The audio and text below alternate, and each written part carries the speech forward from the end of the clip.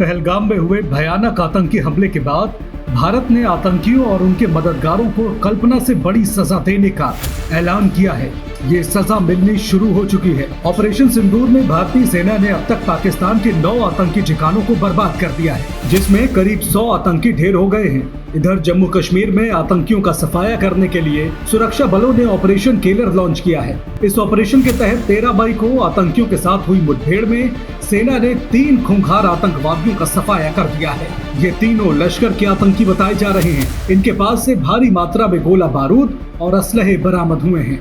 दरअसल पहलगाम के गुनहगारों की तलाश के लिए भारतीय सेना ने सर्च ऑपरेशन तेज कर दिया है। घने जंगलों और दुर्गम भौगोलिक परिस्थितियों के चलते ये आतंकी अब तक आंख में चोली खेलने में कामयाब हो रहे हैं, लेकिन ये सुरक्षा बलों की चुंगल से ज्यादा समय तक नहीं बच पाएंगे।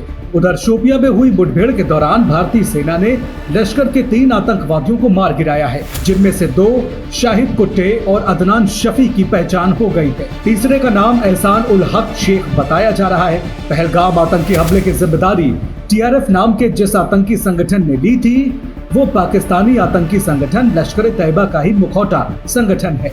जानकारी के मुताबिक मारे गए आतंकियों में शाहिद कुट्टे TRF प्रमुख के साथ पहलगाम हमले का मास्टरमाइंड था।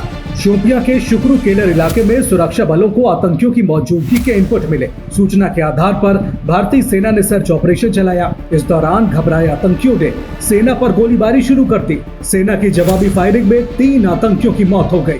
मारे गए आतंकवादियों में से एक शाहिद कुट्टे A श्रेणी का आतंकी था। कुट्टे कई आतंकवादी घटनाओं और राष्ट्र विरोधी गतिविधियों में शामिल रह चुका है। पिछले साल मई में हीरपोरा इलाके में हुई बीजेपी नेता की हत्या में कुट्टे शामिल था। वहीं आतंकी शफी पिछले साल ही लश्कर तैयबा में शामिल हुआ था। 2024 के अक्टूबर में शोपिया में प्रवासी मजदूर की हत्या में शफी शामिल था। 22 अप्रैल को पहलगाम में हुए आतंकी हमले के बाद बिहार की जनसभा में PM मोदी ने आतंकवादियों और उनका साथ देने वालों को कड़ी सजा देने का ऐलान किया था। 7 मई को शुरू हुए ऑपरेशन सिंदूर ने आतंकवादियों और उनके आकाओं की नींदें हराम कर दी हैं। पाकिस्तान के गिड़गिड़ाने पर भारत भले ही सीज फायर के लिए तैयार हो गया हो, लेकिन प्रधानमंत्री से लेकर सेना तक ने ये साफ कर दिया है कि भारत की जवाबी कार्रवाई रुकी नहीं है, बल्कि सिर्फ स्थगित की गई है। सीमा पार से हो रहे आतंकवाद को फिर से कुचलने के लिए किसी भी समय इसे दोबारा शुरू किया जा सकता है।